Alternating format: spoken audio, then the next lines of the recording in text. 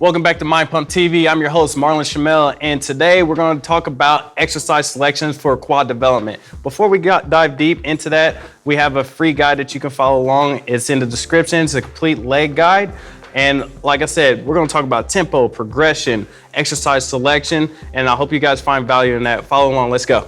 All right, so the first exercise you see here is going to be the front squat. So in this particular one, I use the front rack position. You can also do the bodybuilder style where you cross your arms at the top. But more importantly, you want to keep a vertical spine as you're descending into the hole, allowing the knees to travel forward. Now you're going to have to have a little bit of ankle mobility to perform this correctly, or your heels are going to pop up off the ground.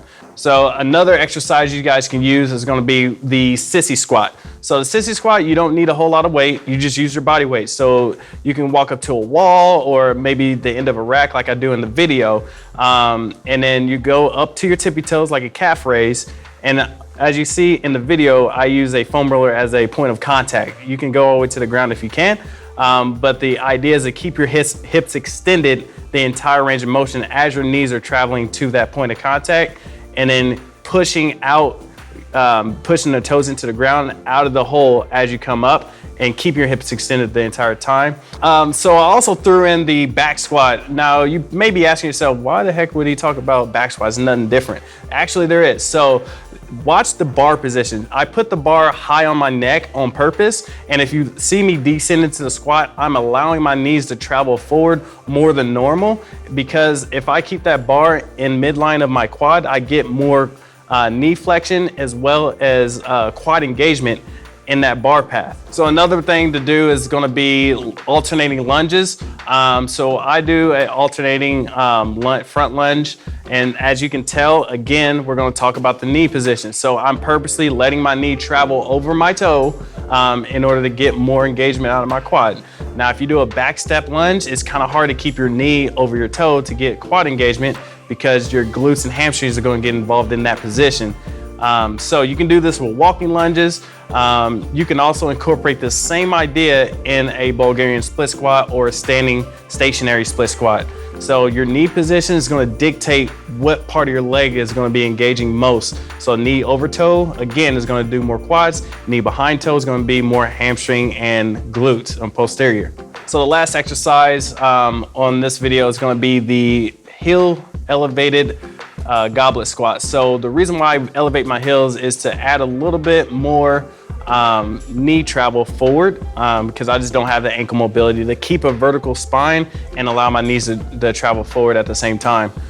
So when you're doing this, I want to have a disclaimer here. So you need to engage your quads the entire time. I see a lot of people do squats and they just kind of free fall into the position and they bounce out of the hole.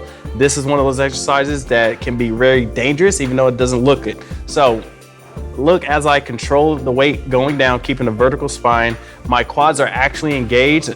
I'm squeezing as hard as possible, like I'm on a leg press, and those knees are traveling forward, and I come out with them engaged as well. So what you don't want to do is go down and just rest on your joints. That's the worst thing you can do for your knees. You just want to keep engaging it. Those muscles around the knees are going to protect you as long as you keep your quads engaged the entire time. So just pick an appropriate weight. I have 40 pounds. 40 pounds for a set of 15 is plenty of weight for me, and I squat over 500 pounds. So pick something that's appropriate for you and make sure you just keep perfect form every single rep. Okay, so we cover exercise selection. I just want to give you a little bit more info. So as you can tell in those movements, I really slowed down my tempo. So by doing that, you're going to engage your muscles a lot more, because it's going to increase your mind to muscle connection. What I mean by that is like the goblet squat, for instance. If you just banged out the reps, bang and bang, you might got a little bit of quad pump, but if you slow it down, there's nothing you're going to think about more than what's burning the most at that point in time. So you're going to get a lot more out of it. But if you want all the nuances I don't have time to cover today, just download the guide. The guide is going to take you through exercise selection, tempo, reason why you're doing those movements is an excellent tool if you really want to maximize your potential with your quads. So again, thanks for tuning in, and until next time, have a quadnificent day.